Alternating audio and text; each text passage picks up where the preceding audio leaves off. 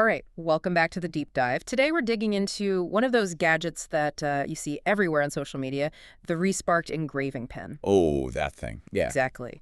We've got the X-Guide YouTube review in front of us, and the mission is pretty simple. Is this a real tool, or is it just really, really good marketing? The review gets right to it, and I think its first impression basically says everything you need to know. Okay. It's just so lightweight. It feels, and I mean this literally, more like a thick marker than any kind of power tool. A marker. Yeah.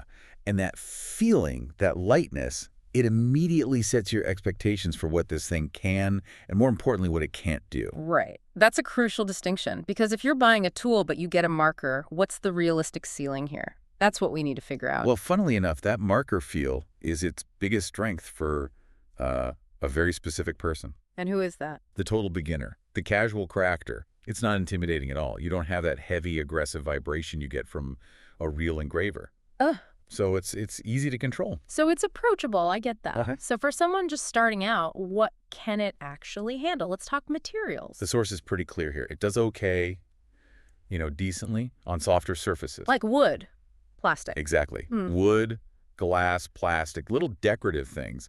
If you want to personalize a gift and you take your time, you can get some clean lines out of it. Okay, so there is a use for it. There is. But what's fascinating is how quickly that usefulness just evaporates. The second you move to something harder, I'm guessing? That's it. The moment you try it on something like stainless steel or even just a thicker piece of metal, the pen struggles a lot. And what does struggles actually look like? Are we talking it just doesn't work, or is it just faint? Very faint. You have to go over the same spot again and again and again. And even then, the mark you're left with is it's barely scratching the surface. So that raises a practical question then. Is that a real limitation? I mean, if you're willing to put in the time, can you get a decent result? Or is it just not worth the effort? It's a hard limit. 100%. Yeah. This is not a workaround situation. If you bought this thing to do any kind of serious deep engraving, you're going to be so disappointed. It's just not strong enough. And that's not the only issue, is it? Beyond just pure power, the review flags some other concerns. Let's talk about build quality. Yeah, this is a big one. It feels cheap. In what way? The whole thing. Plastic body, the buttons. It doesn't have that solid, durable feeling you want from a tool that you plan to use for years, So it's not built to last. Not at all. And you see that in the performance too. The review mentions actual operational problems. Like what? Like weak battery life, for one. Yeah. And the pen starts to get warm, maybe even overheat if you try to use it for more than, say, 5 or 10 minutes straight. Oh, wow. Yeah.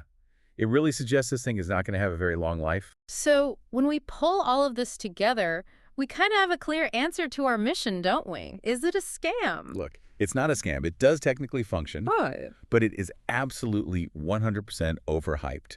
The ads make it look so much more powerful than it really is. It's like comparing a high-end calligraphy pen to a cheap bureau. They both write, but for very different jobs. Exactly. Its utility is really, really narrow. For you listening, the takeaway has to be that this is a hobby tool. For fun, light crafts. Period. So it's only worth it if your expectations are set super low. Super low. You have to know you're buying something for surface etching, and you have to accept that it's probably more disposable than durable. And that brings us to a final thought for you to chew on. How often does really clever marketing, like in this case, making a tool feel as simple and non-threatening as a marker, lead us to completely misunderstand the actual power limitations of what we're buying? That comfort, that ease of use, it doesn't always equal capacity for real work.